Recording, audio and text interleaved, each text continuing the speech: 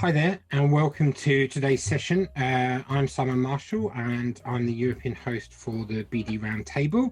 Today's session is with a very good friend of mine, Matt Baldwin. Matt and I were just discussing this a minute ago. I think, Matt, we've known each other for 20 years. It's been a very long time, Simon. Amazing. Matt is someone that I've turned to in the past for external PR advice when I've worked in-house at law firms. I've done a variety of different roles, as most people know. Matt is a supremo when it comes to law firm and professional services PR.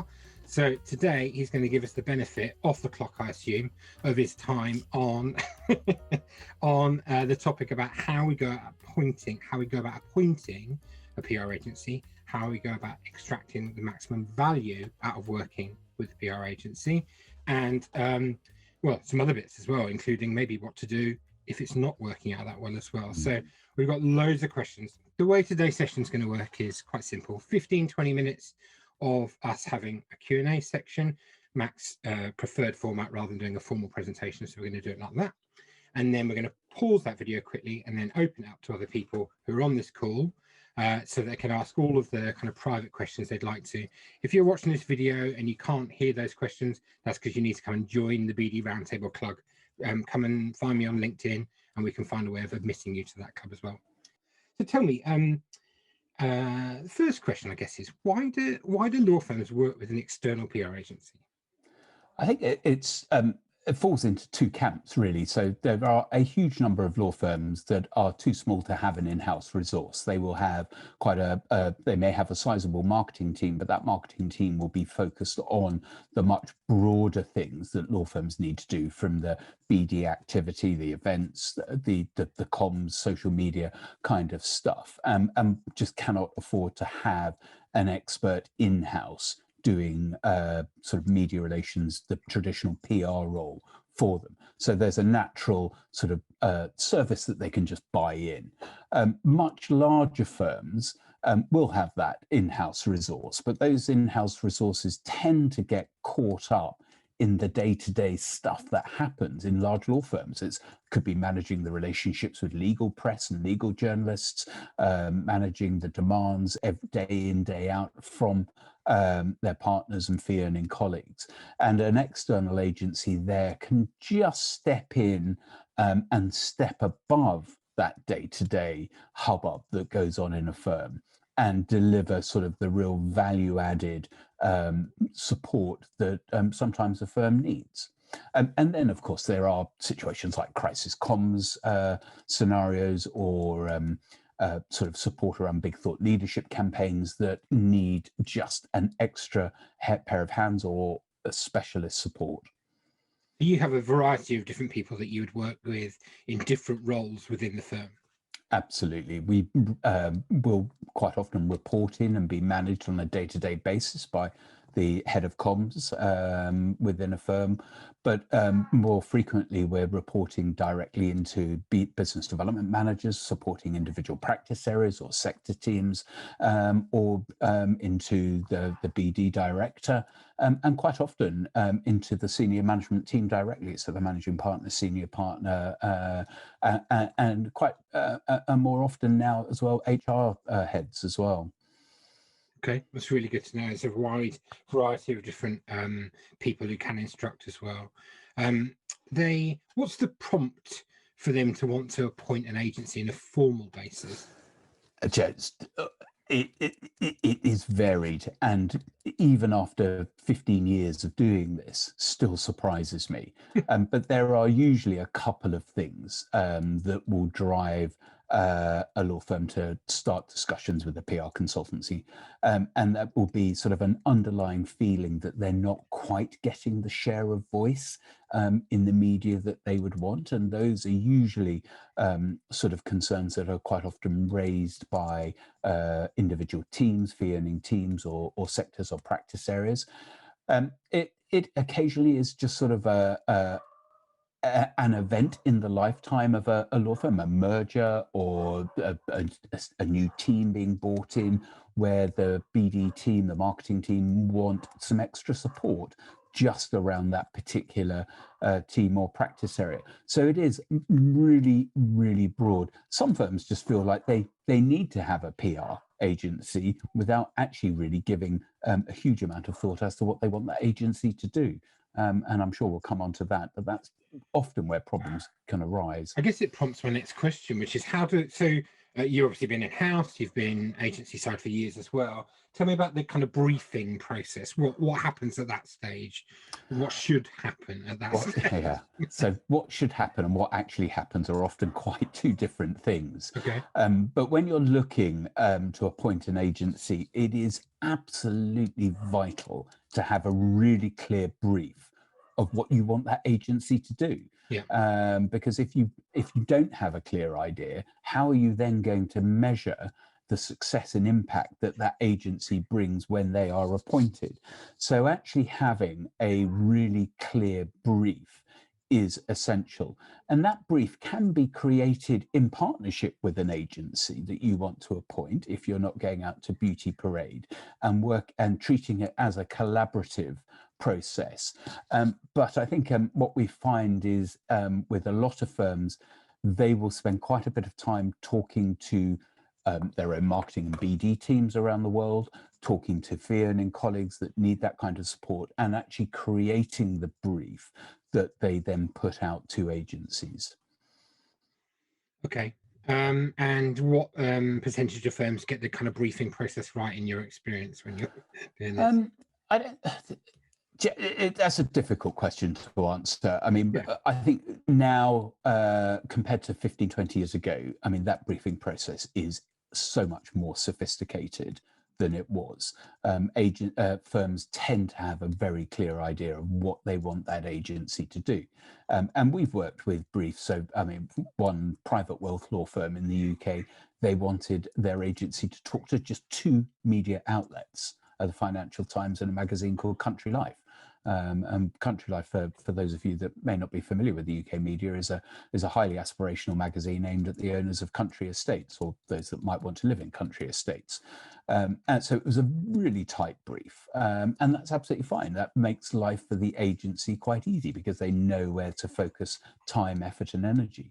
We've had other briefs where it is, we just want to raise our profile, and then a part of that discussion and exploration process with an agency is actually interviewing and getting under the skin of a firm and say, actually, what is it you mean by that brief? What are the problems that you're experiencing? What are the trigger points that have got you to quite a woolly brief?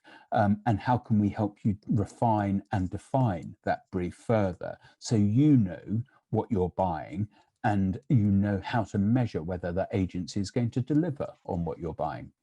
Does it, I guess if you have the appropriate brief, it allows you to make sure that you have the right firms on your long or short list as well that you invite to beauty parade. Can you tell me a bit about that? Yeah, I mean, it's quite interesting, actually. A lot of law firms don't bother going down that beauty parade process. So they'll find an agency that they will trust, they like, believe they can deliver on what the agency is promising, and just go and appoint direct. And that's great. And that can save an awful lot of time, hassle, effort, and energy. But the beauty parade process, I think, particularly for larger briefs, I think is a really valuable process for law firms to go through. And I think law firms need to think about the brief that they are putting out to agencies and the teams that they are going to be working with.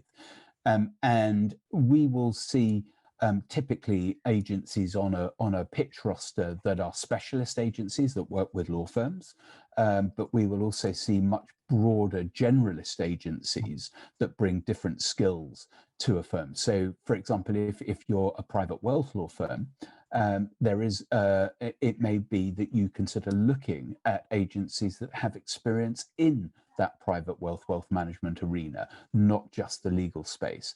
If you're wanting someone, I don't know, to support a mining and minerals team, having an agency with a track record in that space could be valuable.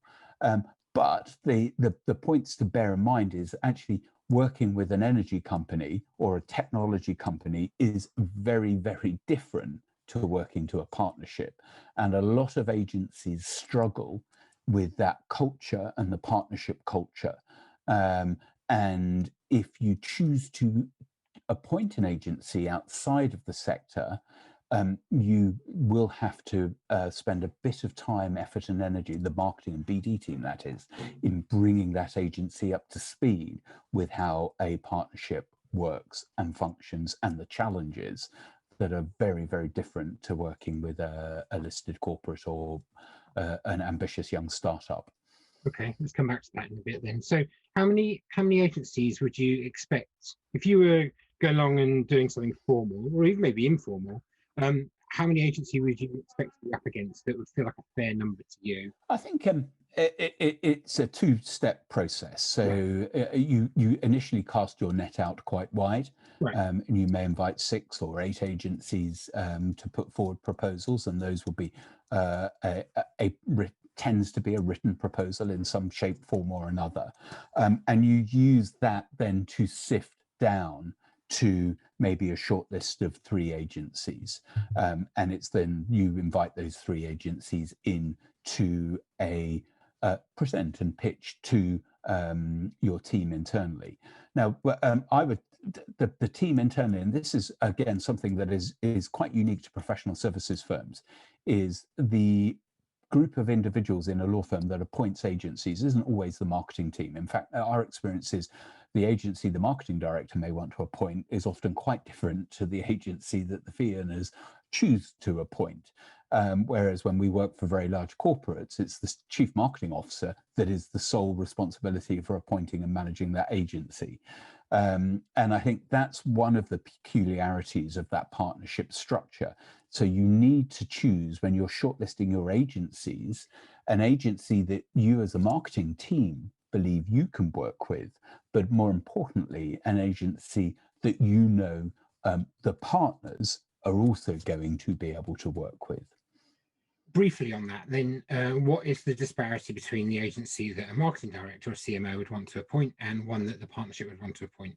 I mean, I've got a thought in my head, but any ideas as to why there's a difference? Partners aren't sophisticated buyers of creative services, simple as that. Marketing teams are. And we have been in so many pitch situations where the partners are wowed by a huge city brand agency who roll out their chief exec and says, I've been working with Amazon, I've been working with this bank or that bank, and we can help you here, there, and ever. And you never see that chief exec of that agency again. And you're left with a delivery team that don't understand how professional services work. And can be quite a challenging agency-client relationship then. We see that on the web side of things, I think, as well. On the agency side, partners seem to opt for things that look good, and marketers choose things that work well. But it's a tough gig for the BD director or the marketing. Do you stand up to the partners that you're working with day in, day out and say, no, they're not the right agency. You need this agency. Or do you let the partners make that decision and then make that relationship work? And there is no easy answer there, I'm afraid. No, well, maybe one for another day to explore that a bit more. I do like that as well. Any tips for whether or not agencies, sorry, the people on the call who might well be the people appointing agency, should they be clear, open, transparent about who else is on the shortlist? Do you know, when I'm pitching, I want to know who's on the shortlist. Does that mean I get to know who's on the shortlist? Rarely. And I don't think it really matters at the end of the day. The agencies should be taken on the face value of their written presentations and the pitches they make.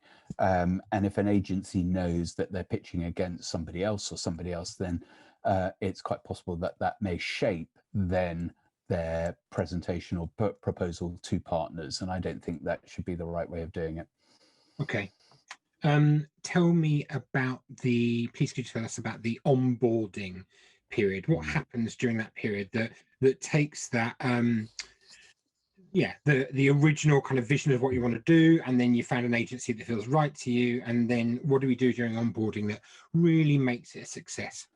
I mean, the first thing is to get it up and running as quickly as possible. Don't appoint an agency and then hang around for a couple of months umming and ahhing about this, that, and the other. Just get them in, get them working, get them up and running. And I think the first and that means meetings. That means lots of meetings. That means meeting the management team and getting under the skin of the firm a little bit. What are the pressure points that the management team wants an agency to address or focus on? It's them meeting with the practice and sector heads to actually start building out a campaign for a firm. And that's assuming that you're appointed on a sort of a general sort of press office PR beat. If it's say for example on a thought leadership campaign, it's making sure that you're meeting with that thought leadership delivery team within the firm and actually scoping out the level of work and things like that. I think it's also when onboarding as well, that's where you sit down with the BD marketing team and start to talk about objectives and success measures and things like that. So the agency and the BD team, the marketing team who's going to be managing that relationship day to day, each party knows what is expected of the others. And also, I think it's important to remember that agencies need support. They are an external agency. They will not know your law firm as well as you internally will know that law firm. And they can't work in isolation. You will need to support them. You will need to invest in that relationship as well. It's a two-way thing. And that may sort of simply translate in helping that agency achieve some early wins to give them sort of the credibility in front of the partners that is going to be needed, and giving the agency a little bit of freedom and leeway to explore the discussions further with partners and fee-earning teams.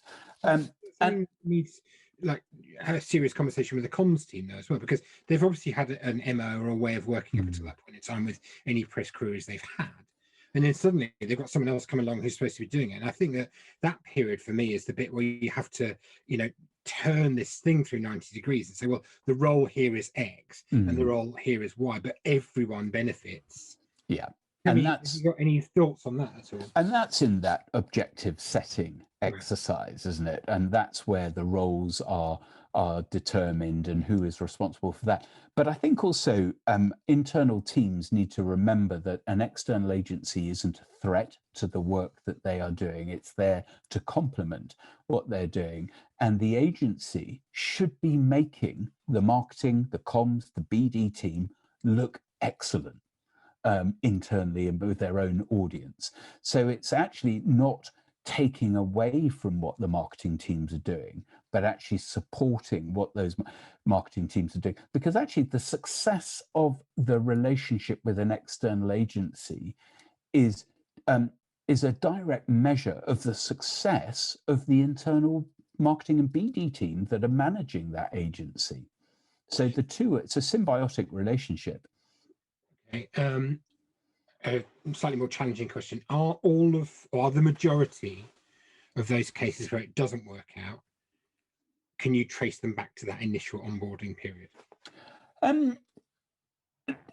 Not necessarily, no. So there are a number of reasons where an agency relationship doesn't work, and I think it could be a lack of engagement internally. That's perhaps one of the most common reasons. Partners, fee earners weren't bought into the process in the first instance, don't see the value of engaging with an external agency, don't see the value of external media and press engagement full stop, and just don't want to engage. And that's really hard to counter, and we have seen that. But I think it's another reason is a poor brief to the agency. If the agency doesn't necessarily know what it is meant to be doing and goes off and delivers a whole load of stuff that it thinks is doing really well, but has no value internally because the agency hasn't been briefed properly, then questions start to raise. And you also find as well, with all creative agencies, not just PR, but the relationship always starts off on a massive high, a big flurry of activity, there's an awful lot going on.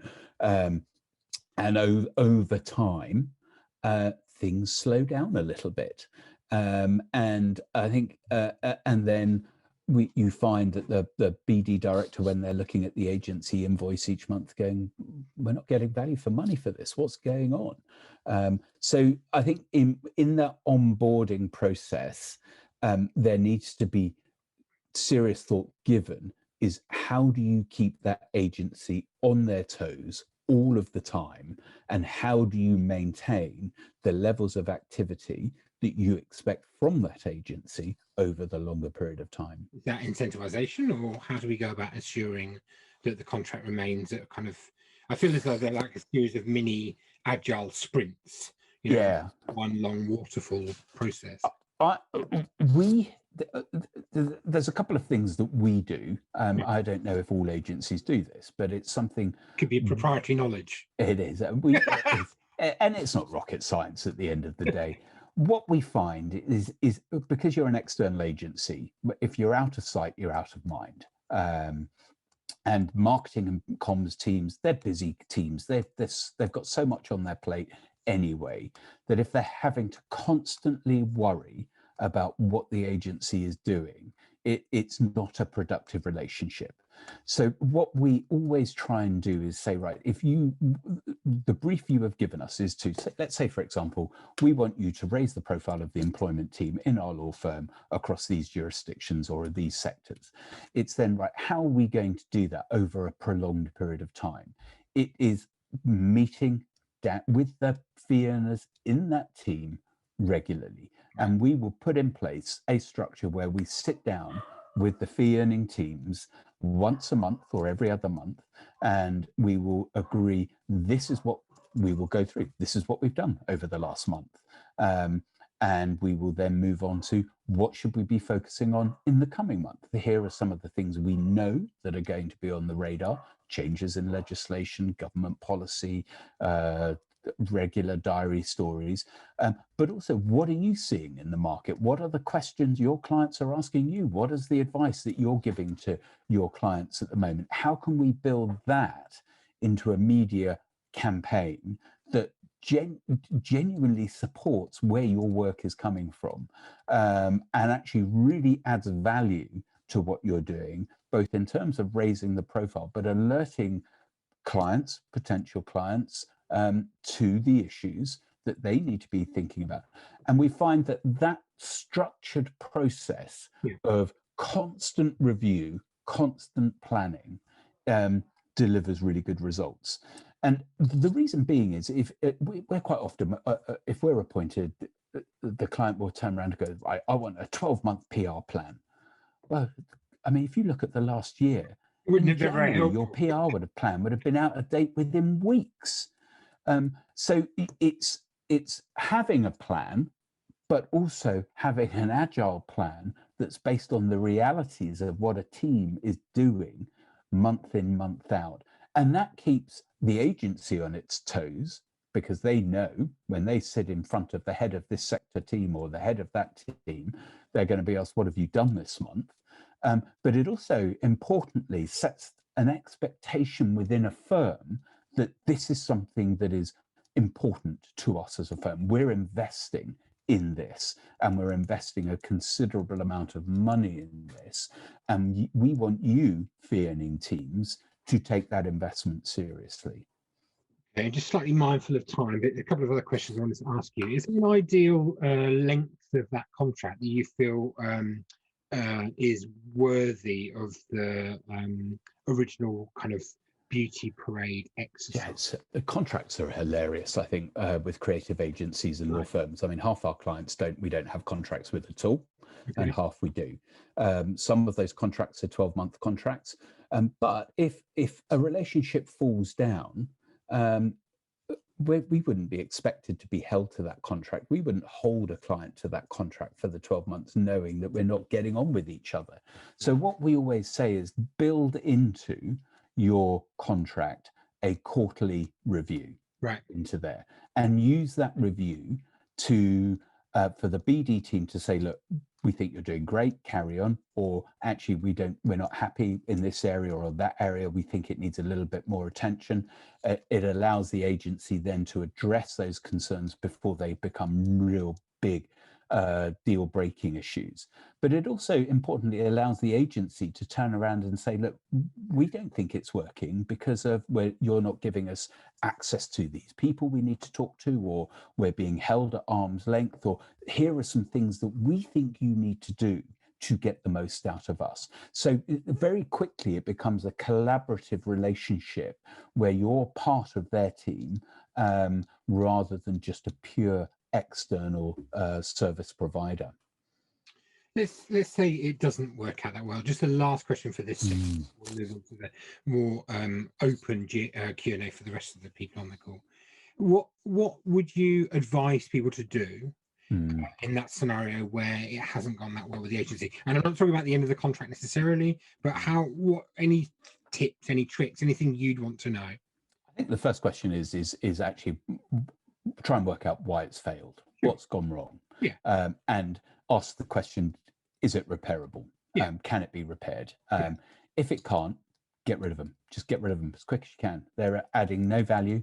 They're just going to be a pain in the backside, and just build into your contract the facility to just give them a notice after a full calendar month, or if you must, 3 months notice, because there's no value in having an agency that isn't delivering, isn't performing, stuck on your books indefinitely.